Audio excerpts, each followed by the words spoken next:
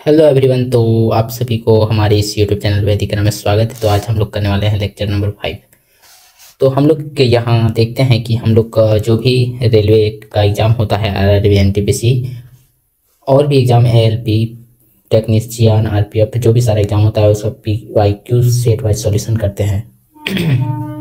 जैसे कि RRB, NTPC previous year paper solve and score with our solution, यानी कि अभी हम लोग फिलहाल जो एनटीपीसी का प्रीवियस ईयर 2020 में जो क्वेश्चन पूछा गया था उसका बेस्ट सॉल्यूशन हम लोग इस सीरीज में कर रहे हैं। तो आज का जो लेक्चर होने वाला लेक्चर नंबर 5 है और हम लोग का इसमें 30 क्वेश्चन रहता है। तो 30 क्वेश्चन में कुछ सॉल्यूशन करवाते हैं, कुछ जो रहने देते हैं उसको आप सभी को सॉल्यूशन करके कमेंट बॉक्स में आंसर बताना है।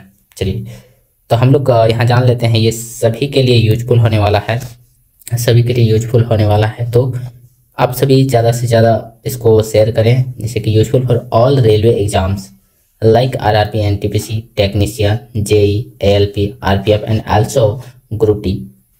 यानी कि अभी हम लोग का हाल ही में जो डेट अनाउंस हुआ है जो एग्ज़ाम का, तो सबसे पहले आप देख सकते हैं उसमें टेक्नीशियन का एग्ज़ाम होने वाला है जो कि दिसंबर में टेक्नीशियन का एग्ज़ाम है, और साथ ही में एएलपी का भी होने वाला है, एएलपी, जेई, आरपीएफ, ये सारा एग्ज़ाम होने वाला है। तो आप सभी जल्दी से जल्दी ज्वाइन करें। बेस्ट सॉल्यूशन यहाँ पर करवाया जाता है with best approach and concept के साथ में। तो आप सभी जल्दी से जल्दी इसमें ज्वाइन करें और बेहतर। चलिए, तो हम लोग आज का जो क्वेश्चन है, हम लोग क्वेश्चन नंबर 1 से स्टार्ट करेंगे। चलिए, ये तो सॉल्यूशन करना स्टार्ट करते हैं। Question number 1। क्वेश्चन नंबर 1 में बोला गया कि एक वस्तु 360 रुपये में बेचने पर एक दुकानदार को 10% की हानि होती है। यानी कि 360 रुपया में बेचने पर 10% की हानि होती है। यानी कि ये जो 360 रुपया, ये 90% का मूल्य है, 360 रुपया। तो बोला है कि 30% का लाभ अर्जित करने के लिए वस्तु का विक्रय मूल्य क्या होना चाहिए। तो 90% का मूल्य कितना है, 360, तो हम लोग का 130% का निकालना है, क्योंकि 30% जो है प्रॉफिट कमाना है, तो 130% में बेचा जाना चाहिए। तो यहाँ से हम लोग निकालते हैं, तो ये परसेंट कैंसल, हम लोग यहाँ से 0 से 0 कैंसल, 9 से 9 चौके 36, उसके बाद यहाँ इसको मल्टीप्लाई करेंगे तो 13 चौके 52 और ये एक 0, यानी कि 520 रुपया जो होगा विक्रय मूल्य होगा। तो ऑप्शन नंबर 1, ठीक है। चलिए आगे बढ़ते हैं। Question number 2। क्वेश्चन नंबर 2 में बोला गया है कि निम्नलिखित अवर्गीकृत आंकड़ों की माध्यिका ज्ञात कीजिए। तो कभी भी आंकड़ा दिया हो, कोई भी संख्या दिया हो, 2, 3, 4 आंकड़ों दिया हो, उसका माध्यिका ज्ञात करना हो तो उसको पहले असेंडिंग ऑर्डर में लिख लीजिए। तो असेंडिंग ऑर्डर में क्या लिखना है, तो सबसे पहले 12, फिर 15, 16, 26, 36, 42, ये हम लोग की संख्याएं हैं।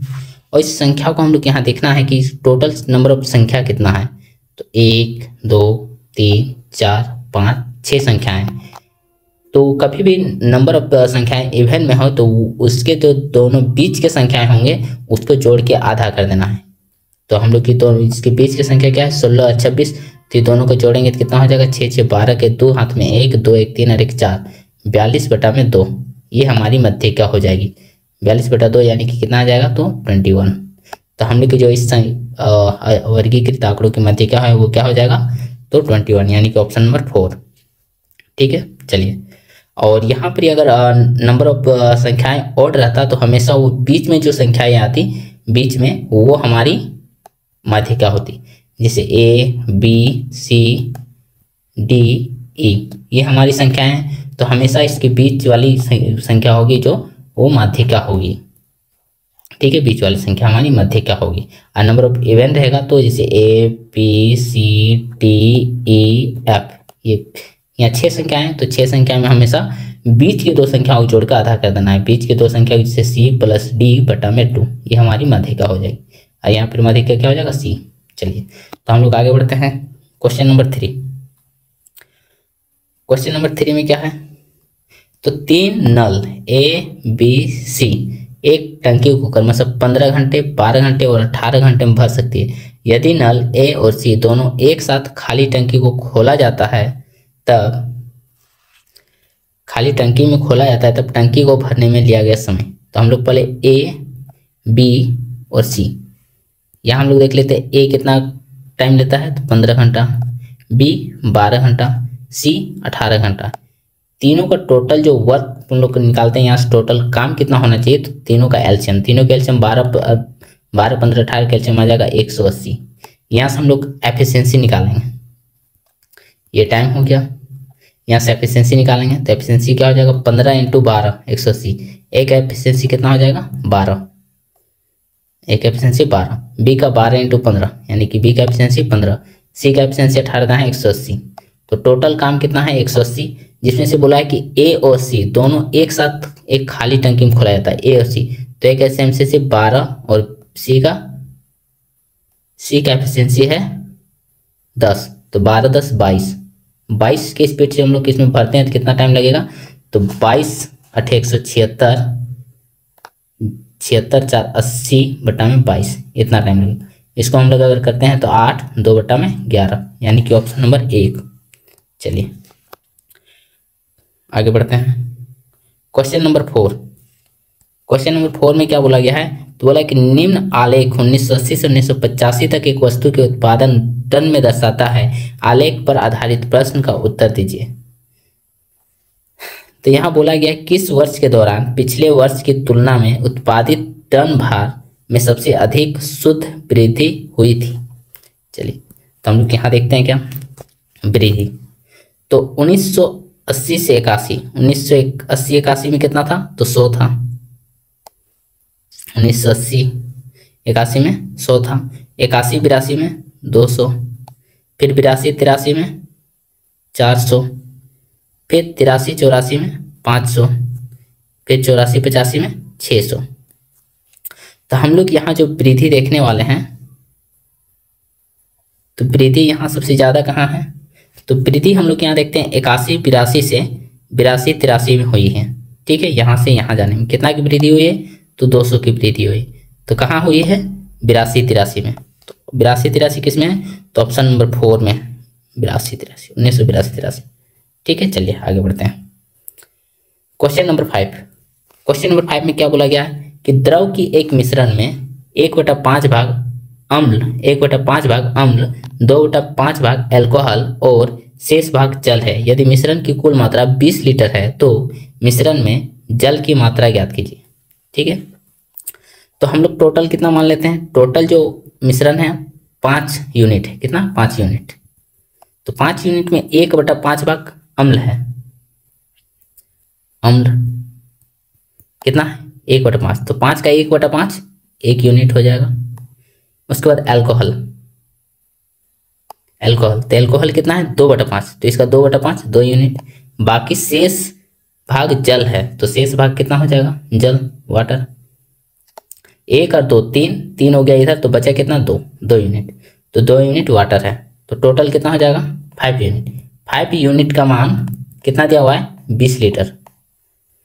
5 यूनिट का मान 20 लीटर, कितना गुना 4 गुना में। तो बोला है कि जल की मात्रा कितना है, जल की मात्रा, तो जल की मात्रा कितना है 2 यूनिट। 2 यूनिट मतलब कि 4 गुना, यानी कि 8 लीटर। Option number 2। चलिए, तो आप सभी को अच्छा से समझ में आ रहा होगा, तो क्वेश्चन को लाइक जरूर करें, सेशन को लाइक जरूर करें।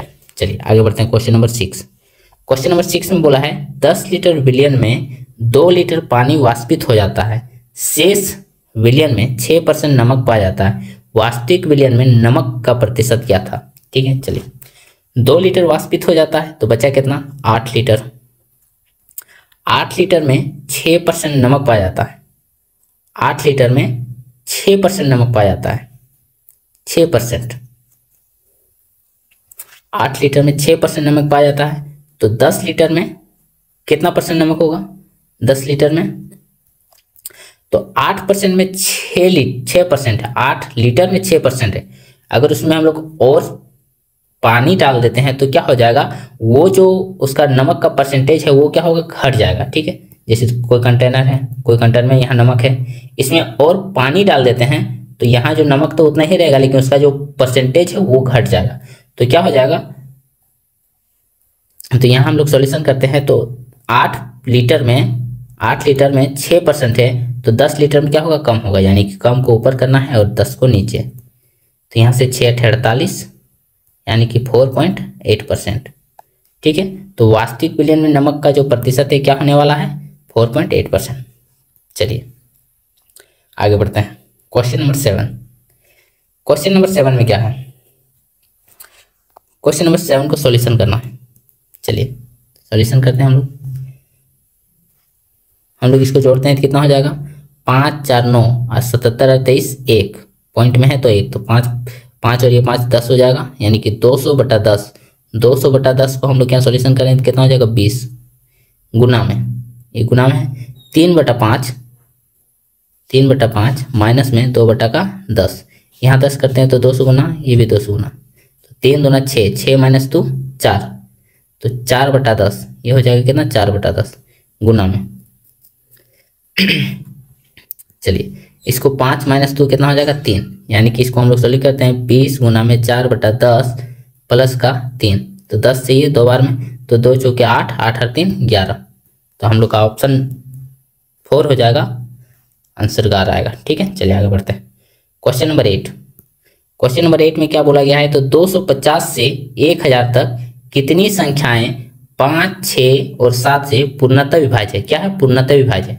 जब भी पूर्णतः विभाज्य बोले जो संख्या है तो उस संख्याओं को आपस में गुना कर लेना है, तो 5 गुना 6 गुना 7, तो 5 36 30 7 210, 210 यानी कि 210 से पूर्णतः विभाज्य कितनी संख्या है, 250 से 250 से 1000 के बीच। तो हम लोग किससे करते हैं, 210 गुना में 1 करेंगे तो 210 आएगा, यानी कि 2 करते हैं तो 420, 210 गुना में 3 करते हैं तो 21 तिया 63, 630, 210 गुना में 4 करते हैं तो 21 चौक 84, 840, 210 गुना में 5 करते हैं तो 21 5 105, 1050।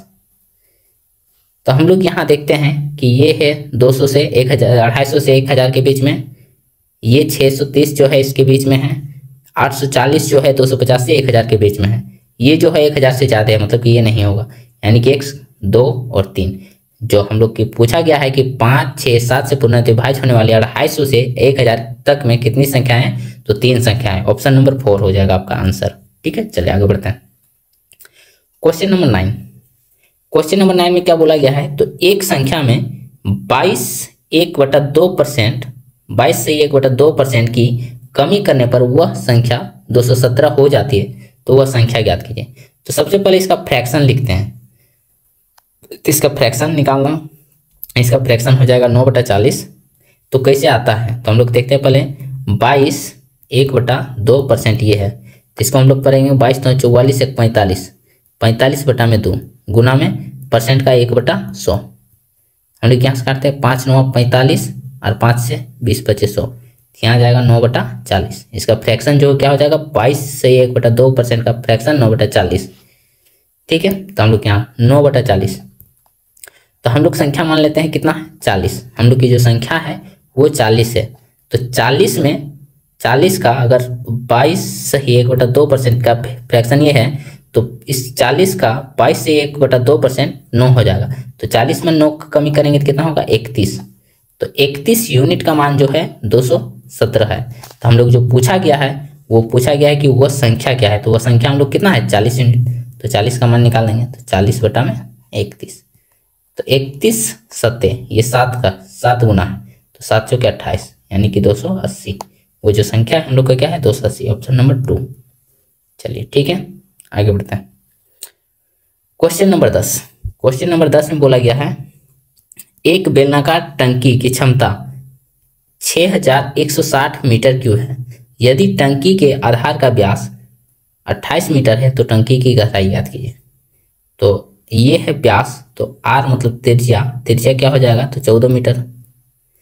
तो टंकी का बेलनाकार टंकी है, तो बेलनाकार टंकी यानी कि बेलन का जो आयतन होता है पाई आर स्क्वायर एच, और ये क्या दिया हुआ है आपका 6160 मीटर क्यूब। तो हम लोग गहराई मतलब एच निकालना है, तो हम लोग यहाँ बैठा देते हैं, पाई का मान 22/7 गुना में 14 गुना में 14 गुना में एच बराबर 6160।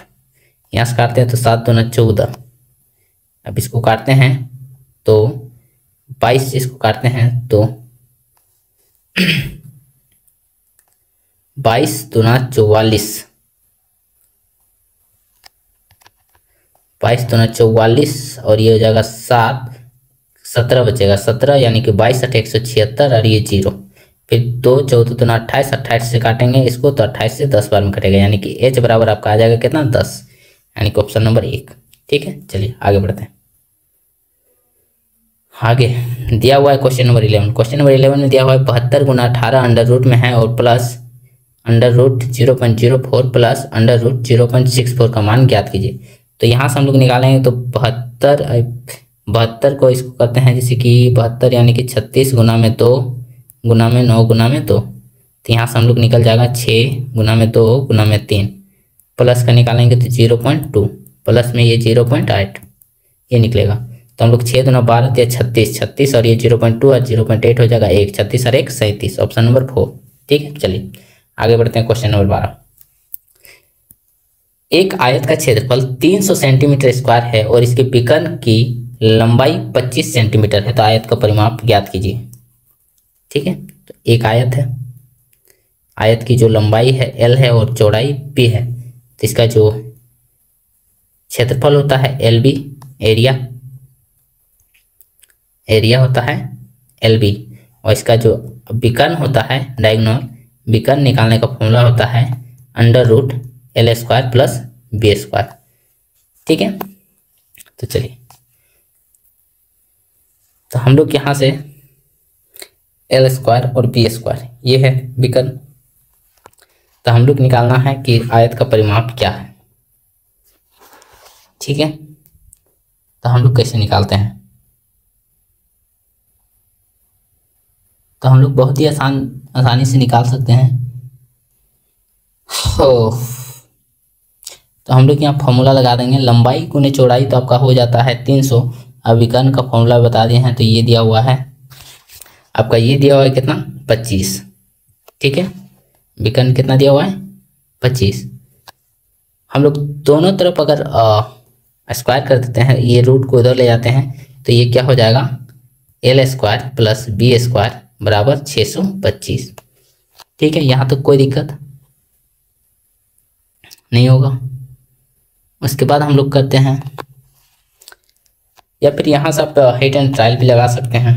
ठीक है, बहुत ही आसानी से, जैसे कि ये 300 सेंटीमीटर है तो 15 गुना 20 कर सकते हैं, 15 गुना 20, 15 गुना 20 हो जाएगा, यहाँ से 300 सेंटीमीटर स्क्वायर आ जाएगा, 15 दूना 30, और हम लोग यहाँ से हिट एंड ट्रायल से इसका जो डायगोनल है वो भी निकल जाएगा ये 25, तो हम लोग यहाँ से निकाल सकते हैं डायरेक्ट परिमाप, तो 15 और 20 35, इसका जो आयत का परिमाप होता है, आयत का परिमाप बराबर होता है 2 गुना L प्लस B, तो L प्लस B करेंगे तो 15 और 20 35 हो जाएगा, 35 गुना 2 करेंगे तो 70, यानी कि डायरेक्टली हम लोग निकाल सकते हैं 70, ऑप्शन नंबर 2 हो जाएगा। तो इस तरह का सॉल्यूशन करना बहुत ही जरूरी है, इस तरह का क्वेश्चन को सॉल्यूशन करना भी सीखें, क्योंकि फॉर्मूला में अगर जाते हैं तो बहुत ही बेसिक से थोड़ा लंबा होगा, कोई दिक्कत नहीं होगा, सॉल्यूशन आप फास्ट करते हैं तो, लेकिन थोड़ा लंबा बनेगा। चलिए, प्रोसेस लंबा होगा। क्वेश्चन नंबर 13 देखते हैं। क्वेश्चन नंबर 13 बोला गया है x plus 1/x is equal to 12 और x square minus 1/x square is equal to 50। तो पूछा है x की पावर 4 माइनस 1/x की पावर 4 का मान क्या होगा। ठीक है, तो हम लोग यहाँ दिया हुआ है x plus 1/x is equal to 12, तो हम लोग यहाँ कुछ नोट कर लेते हैं, जैसे कि x plus 1/x is equal to k है, तो हम लोग x square plus 1/x square करते हैं तो हमेशा k स्क्वायर माइनस का 2 होगा, और x माइनस 1/x रहेगा k, then x square plus 1/x square निकालते हैं तो उसमें k स्क्वायर प्लस का 2 होगा। ठीक है, चलिए इसको नोट कर लीजिएगा। तो हम लोग यहाँ से जाना है x square plus 1/x square, तो हम लोग करेंगे इसका स्क्वायर माइनस का 2, तो 12 का स्क्वायर 144 माइनस 2 कितना हो जाएगा 142। ठीक है, अब हम लोग को करना क्या है, x का पावर 4 माइनस 1/x का पावर 4, और हम लोग इसका भी जानते हैं, जैसे कि a square minus b square को हम लोग लिख सकते हैं a प्लस b इंटू में a माइनस b, तो हम लोग इसको लिख सकते हैं x का पावर 2 प्लस 1/x का पावर 2 इंटू x का पावर 2 माइनस 1/x का पावर 2। ठीक है, तो इसमें लिखते हैं। तो हम लोग इसमें लगाते हैं, तो हम लोग यहाँ देखते हैं कि x का पावर 2 माइनस 1/x का पावर 2 कितना दिया हुआ है, 50। ये 50 दिया हुआ है, गुना में करेंगे x का पावर 2 प्लस 1/x का पावर 2 हम लोग को कितना निकला है, तो 142। तो 142 गुना में 50, 142 गुना में 50 करते हैं तो हम लोग का आ जाएगा कितना, 7100। Option number 4। ठीक है, आई होप कि आप लोग को बहुत अच्छा समझ में आ रहा होगा। चलिए आगे बढ़ते हैं क्वेश्चन नंबर 14। क्वेश्चन नंबर 14 बोला गया 1.44 के 1/0.24 का मान ज्ञात कीजिए। तो हम लोग सॉल्यूशन करते हैं 1.44 गुना में के मतलब गुना 1/0.24। ठीक है, तो यहाँ देखिए यहाँ भी पॉइंट के बाद दो डिजिट है और यहाँ भी पॉइंट के बाद 2 डिजिट, तो हम लोग पॉइंट को हटा देते हैं। तो 24 से काटते हैं, 24 छक 144, यानी कि ऑप्शन नंबर 2 24 छक 144 6 आएगा आंसर। ठीक है, चलिए आगे बढ़ते हैं क्वेश्चन नंबर 15। क्वेश्चन नंबर 15 में हम लोग का जो दिया हुआ है sine 27 degree into cos 63 degree by cos square 27 degree minus sec 27 degree into cosec 63 degree by tan square 45 degree. तो 45 डिग्री का मान 1 होता है, तो टेन स्क्वायर 45 डिग्री का मान ये 1 हो जाएगा। ठीक है, तो यहाँ से इसका कोई काम रहा नहीं। हम लोग यहाँ देखते हैं, तो यहाँ हम लोग सॉल्यूशन करते हैं साइन 27 डिग्री। तो हम लोग कर सकते हैं यहाँ साइन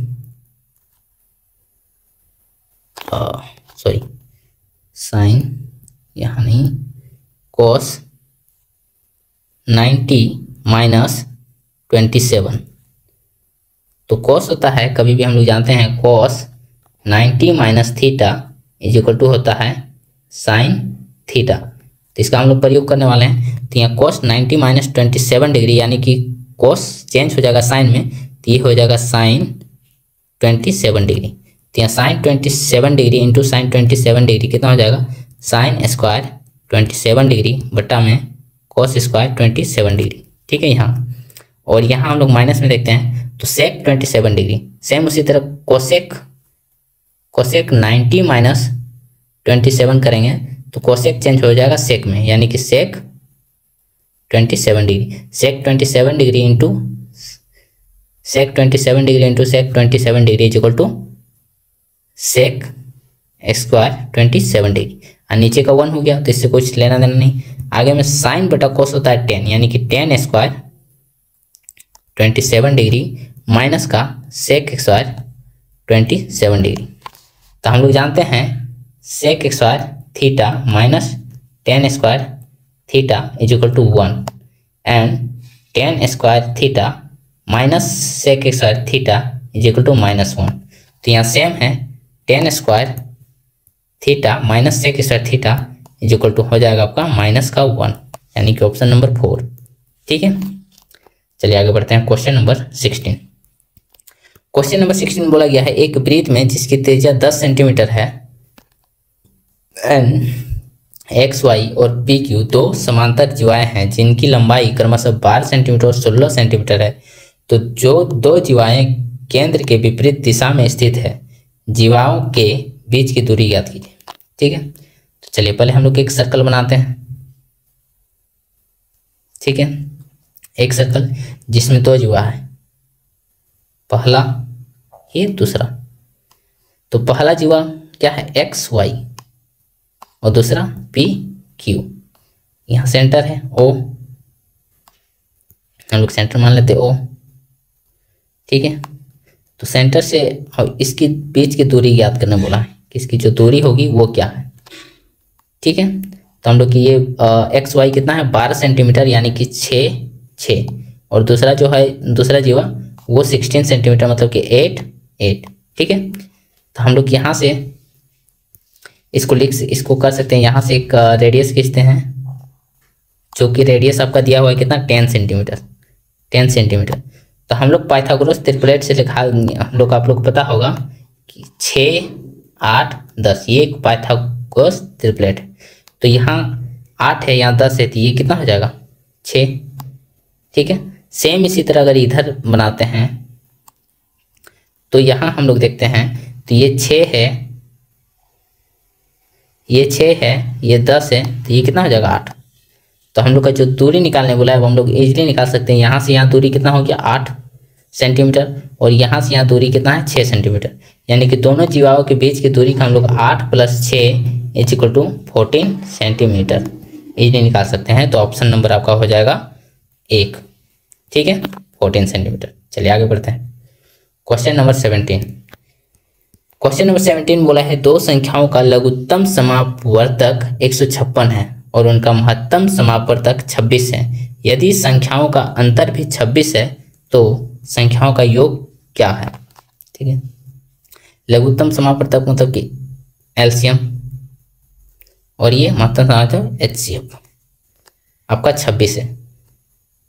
तो हमेशा जो उनका 26 से आपका एलसीएम को एचसीएफ से अगर भाग देते हैं तो हमेशा उसका जो निकलेगा वो दोनों संख्याओं का रेशियो का मल्टीपल निकलेगा। ठीक है, तो हम लोग देते हैं पहले 156 बटा में 26, तो 26 से इसको भागा देते हैं तो 26 से ये कटेगा आपका 26 छक्का 6 बार में कटेगा।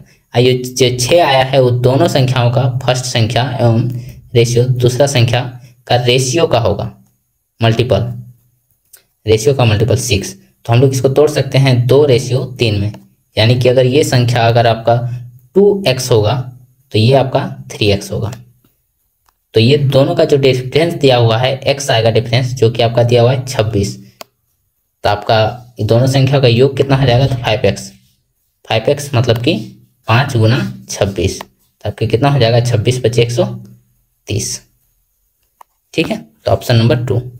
चलिए आगे बढ़ते हैं। Question number 18। क्वेश्चन नंबर 18 में क्या बोला गया है? तो 3 संख्याओं का गुणनफल 10,290 है। तो संख्याएं 3:5:2 के अनुपात में है। तीनों संख्याओं में सबसे बड़ी संख्या कौन सी है? तो हम लोग यहाँ देख लेते हैं। ये संख्या क्या होगा? 3x, 5x और 2x। ये तीनों को मल्टीप्लाई करते हैं तो कितना हो जाएगा? 3 × 5 = 15, 15 × 2 = 30, 30x³ बराबर कितना हो जाएगा? 10,290। यहाँ से हम लोग का सॉल्यूशन करते हैं तो 0 से 0 कैंसिल, 3 से काटते हैं तो 3 × 9, 3 × 9, 3 × 4 = 12, 3 × 9, तो ये जो x निकल जाएगा 7, क्योंकि 7 का क्यूब होता है 343, तो x बराबर 7। तो बोला है कि सबसे बड़ी संख्या, तो सबसे बड़ी संख्या क्या है? 5x, मतलब कि 7 × 5 यानी कि 35। तो हम लोग का ऑप्शन नंबर 4 आंसर हो जाएगा। चलिए आगे बढ़ते हैं। Question number 19। क्वेश्चन नंबर 19 को हम लोग जल्दी सॉल्यूशन करते हैं। चलिए, तो अपने करियर में एक टेनिस खिलाड़ी ने 5 मैच जीते, 12 मैच हारे और 3 मैच ड्रॉ रहे। तो अपने करियर में उसके द्वारा हारे गए मैच की भिन्न है। तो भिन्न कैसे लिखते हैं? जो पूछा गया है, तो हारे गया मैच जो लॉस हुआ है उस मैच का भिन्न क्या होगा? लॉस मैच का भिन्न। तो हम लोग लॉस मैच देखते हैं, तो लॉस टोटल हारा कितना है? 12 मैच। 12 मैच हारा है, किसमें से? कितना मैच में से 12 हारा है? तो टोटल हम लोग कितना हो जाएगा? 12 × 5 = 17, 17 × 3 = 20, 20 में से 12 हारा है, यानी कि 12/20। तो 12/20 को हम लोग सॉल्यूशन करते हैं तो कितना हो जाएगा? 4 × 12, 4 × 5 = 20, यानी कि 3/5 इसका भिन्न हो जाएगा। तो ऑप्शन नंबर 2। ठीक है, चलिए आगे बढ़ते हैं। Question number 20।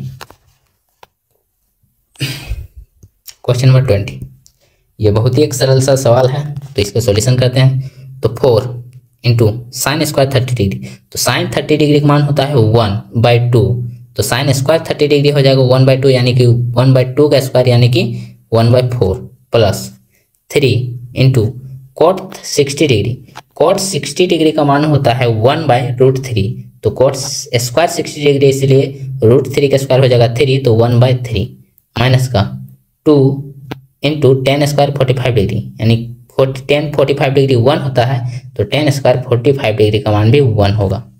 तो हम लोग यहाँ से सॉल्यूशन करते हैं तो 4 से 4 कैंसिल, 3 से 3 कैंसिल, तो हम यहाँ हो जाएगा 1 + 1 माइनस का 2, तो 1 + 1 2, 2 - 2 0, ऑप्शन नंबर 3। चलिए आगे बढ़ते हैं। Question number 21। क्वेश्चन नंबर 21 में क्या बोला गया है? तो 463 व्यक्तियों के एक समूह को 4 ऋतुओं और वर्षा, ग्रीष्म, बसंत और शीत में से अपने पसंदीदा ऋतु के लिए मतदान करने के लिए कहा गया था। वर्षा ऋतु को 130 मत मिलते हैं, जबकि ग्रीष्म ऋतु को 100 मत मिलते हैं। शीत ऋतु को ग्रीष्म ऋतु से 53 मत अधिक मिलते हैं। वसंत ऋतु को 80 मत मिलते हैं। तो कौन सी ऋतु सबसे ज़्यादा व्यक्तियों को पसंद आती है? ठीक है, चलिए 30 क्वेश्चन को आप लोग को सॉल्यूशन करना है। तो ये आज के लिए हो जाएगा होमवर्क क्वेश्चन। ठीक है, इसको जरूर से जरूर बनाएं और कमेंट बॉक्स में इसका आंसर जरूर करें। Answer in comment box. ठीक है, चलिए आगे बढ़ते हैं। Question number 22। क्वेश्चन नंबर 22 में क्या बोला है कि 60 किलोमीटर प्रति घंटे की चाल से चल रही एक ट्रेन 1.5 मिनट में, 1.5 मिनट यानी कि 90 सेकेंड, 90 सेकेंड में एक खंबे को पार करती है। तो ट्रेन की लंबाई याद कीजिए। ट्रेन की लंबाई मतलब एक खंबे को पार कर रही है। एक खंबा को पार करने में अपनी दूरी को पार करेगी। तो दूरी बराबर क्या होता है? Speed into time. डिस्टेंस बराबर होता है स्पीड इंटू में टाइम। तो डिस्टेंस हम लोग निकालना है। तो स्पीड कितना है? 60 किलोमीटर प्रति घंटा। इसको हम लोग मीटर पर सेकंड में करते हैं। तो 5/18 गुना में टाइम कितना है? तो 90 सेकेंड। यहाँ हम लोग सॉल्यूशन करते हैं तो 18×5 = 90। ठीक है, तो 5×5 = 25, 6×150। ये हो गया 1 0 इसके लिए। तो कितना दूरी होगा? 1500 मीटर। Option number 3। ठीक है, चलिए आगे बढ़ते हैं। Question number 23। क्वेश्चन नंबर 23 में बोला है वह न्यूनतम संख्या क्या है जिसे 144, 108 और 72 से विभाजित करने पर प्रत्येक स्थिति में शेषफल 3 बचता है। शेषफल 3 बचता है। तो ये आप सभी यहाँ देख सकते हैं कि 144, 108 और 72 जो है सारे 9 का मल्टीपल है। तो हम लोग यहाँ ऑप्शन से भी चेक कर सकते हैं। 3 को घटाने के बाद वो 9 का मल्टीपल होना चाहिए। तो 3 को घटाने के बाद 9 का मल्टीपल या फिर उसको 3 को घटाने पर 9 का मल्टीपल। तो यहाँ से हम लोग देखते हैं तो ये 3 को घटाने पर 9 का मल्टीपल नहीं आने वाला, ये भी नहीं आने वाला है क्योंकि 4 3 7 2 9 होती है, अभी मल्टीपल है।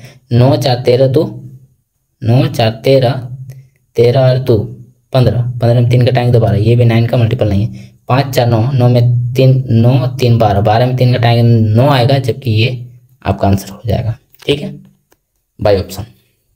चलिए, तो ऐसे भी सॉल्यूशन कर सकते हैं। ये बहुत ही सरल सा क्वेश्चन है। तो इस टाइप का क्वेश्चन को हमेशा ऐसे ही सॉल्यूशन करें। चलिए आगे बढ़ते हैं। क्वेश्चन नंबर 24 बोला है कि एक मिश्रण में अम्ल और अल्कोहल का अनुपात, अम्ल मतलब एसिड और अल्कोहल, अल्कोहल का जो अनुपात है 3:2 है। ठीक है, चलिए आगे बढ़ते हैं। जिसमें से बोला है मिश्रण में से 10 लीटर अल्कोहल निकाल लिया जाता है। अल्कोहल 10 लीटर निकाल लिया जाता है। तो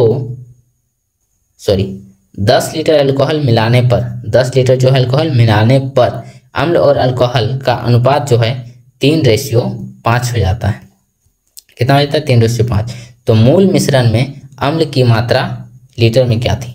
तो हम लोग यहाँ देखते हैं ये 2 यूनिट था पहले अल्कोहल, अभी कितना हो गया? 5 यूनिट। कितना यूनिट बढ़ा है? तो 3 यूनिट, 3 यूनिट बढ़ा है। तो 3 यूनिट का मान जो है कितना है? 10 लीटर, 10 लीटर। ठीक है, तो बोला है कि मूल मिश्रण में अम्ल की मात्रा, मूल मिश्रण में अम्ल की मात्रा कितना था? 3 यूनिट। तो 3 यूनिट का मान कितना है? 10 लीटर, यानी कि 3 यूनिट का मान 10 लीटर है। तो ऑप्शन नंबर 4 हो जाएगा आपका आंसर, 10 लीटर। इसके लिए भी आपका पहले मूल मात्रा में कितना होगा? तो 10 लीटर। चलिए आगे बढ़ते हैं। Question number 25। क्वेश्चन नंबर 25 एक सरल सा क्वेश्चन है, इसको जल्दी से सॉल्यूशन कीजिए। तो हम लोग यहाँ देखते हैं 11/5 माइनस का, इसको सॉल्यूशन करते हैं। ऑफ मतलब मल्टीप्लाई। तो यहाँ से 3 से 3 कैंसिल आउट, 2/5, 2/5 में 1/5 घटाएंगे तो 1/5 प्लस 6/5। इसको अगर चेंज करते हैं, भागा में है, भागा को गुना में चेंज करते हैं तो ये 5 हो जाएगा ऊपर में और ये नीचे 4। तो 5 से 5 कैंसिल, यहाँ से 2 2 3 6, 2 2 4, यानी कि 3/2। तो इसका एलसीएम कितना हो जाएगा? 10, नीचे का 10, तो 5 दूना 10 यानी 11 दूना 22 प्लस 5 दूना 10, ये माइनस में हो जाएगा। 5 दूना 10 यानी कि 2 एकम 2 और ये 2 5 10 यानी कि 5 तिया 15। 5 दिया 15, ठीक है, प्लस का 15। तो हम लोग यहाँ देखते हैं कितना हो जाएगा। तो 22 में 2 घटा तो कितना होगा 20, 20 और 15 35, 35/10, 35/10 को करेंगे तो 7/5, 7/5 कहाँ है, सॉरी 5 7 35, 5 दूना 10, 7/2, ऑप्शन नंबर 4, ठीक है। चलिए आगे बढ़ते हैं। क्वेश्चन नंबर 26, क्वेश्चन नंबर 26 में क्या बोला है, बोला यदि चक्रवृद्धि ब्याज को वार्षिक रूप से संयोजित किया जाता है तो 25,000 रुपये की धनराशि 2 वर्ष बाद 36,000 रुपये हो जाती थी ब्याज दर। पहले कितना था 25,000, 2 साल बाद कितना हो जाता है 36,000 रुपया। तो ब्याज दर ज्ञात कीजिए। तो हम लोग किस टाइप का क्वेश्चन को पहले रेशियो में ले लेते हैं। तो रेशियो में लेंगे तो ये 3 0 से 3 0 कैंसिल आउट, यानी अब 25 का जो है कितना हो गया है 36। कितना का इंटरेस्ट मिला है, या फिर इसको 2 साल का जो ये चक्रवृद्धि ब्याज में है तो इसको ले लीजिए अंडर रूट में, अंडर रूट यानी कि 5, 5 कितना हो गया 6। तो एक का इंटरेस्ट मिला कितना में 5 में, तो कितना परसेंट, तो यहाँ से मिल जाएगा 20%। तो रेट ऑफ इंटरेस्ट कितना है 20%। इस टाइप का क्वेश्चन को इसे सॉल्यूशन करिए, बहुत ही फास्ट आंसर आ जाएगा आपका। चलिए आगे बढ़ते हैं। क्वेश्चन नंबर 27, क्वेश्चन नंबर 27 बोला है 5,000 रुपये की धनराशि प्रति वर्ष 10% साधारण ब्याज की दर पर निवेश की जाती है, कितने वर्षों में ब्याज की दर 1,500 रुपया हो जाएगा। तो हम लोग देखते हैं 1,500, प्रत्येक साल 10% इंटरेस्ट मिलता है, तो 1,500 कितना परसेंट है 5,000 रुपये का कितना परसेंट है। तो यहाँ से 2 0 2 0 कैंसिल, 1 से 1 0 कैंसिल, 1 0, तो 5 से काटेंगे 5 से 15 यानी कि 30%, 30%। एक साल में कितना परसेंट इंटरेस्ट मिलता है 10%, तो 30% कितना साल में मिलेगा 3 साल में, 3 साल में, यानी कि ऑप्शन 2 3 साल, ठीक है। चलिए आगे बढ़ते हैं। क्वेश्चन नंबर 28, क्वेश्चन नंबर 28 में बोला है x/y बराबर 4/5, तो ये निकालने बोला है। तो x बराबर 4 हो जाएगा और y बराबर 5 पुट कर देने से आपका आंसर हो जाएगा। चलिए आगे बढ़ते हैं।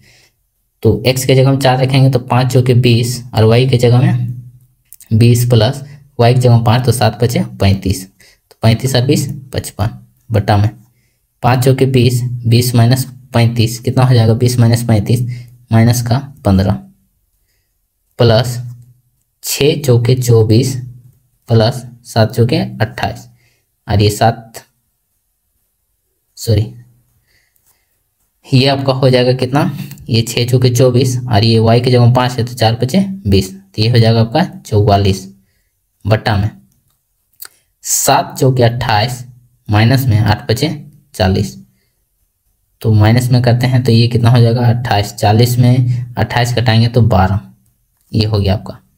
चलिए तो हम लोग ये भी माइनस में है तो यहाँ से काटते हैं तो 5 से 11 बार में और ये 5 दिया 15 बार में, ये आपका 2 बार में कट जाएगा, तो 2 से 22 बार में और ये 2 4 से कट जाएगा, तो 4 से 11 बार में और ये 4 दिया 12 बार में, ठीक है। तो -11/3 माइनस यहाँ माइनस है आपका, तो -11/3 ये हो जाएगा। माइनस माइनस अगर कॉमन ले लेते हैं तो आपको माइनस में तो 11/3 जुड़ जाएगा आपका 22/3, ठीक है। 22/3 कहाँ ऑप्शन, ऑप्शन नंबर 1। चलिए आगे बढ़ते हैं। क्वेश्चन नंबर 29, क्वेश्चन नंबर 29 में दिया गया है दी गई आकृति में POOQ ट्रायंगल APQ की प्रवृत्ति की त्रिज्याएं हैं। तो PAQ बराबर 38 डिग्री है, तब PQO मतलब कि ये एंगल आपको निकालने बोला है, ठीक है। चलिए तो हम लोग यहाँ जानते हैं कि एक ही लाइन से अगर ऊपर में खींचा गया है उसके सर्कल के छूकर वापस जो ट्रायंगल बनता है उसका अगर ये 38 डिग्री है तो इसका ये 2 गुना हो जाएगा, ये 38 दूना 76 डिग्री, ठीक है। ये आपका एंगल कितना हो जाएगा, इसका 2 गुना।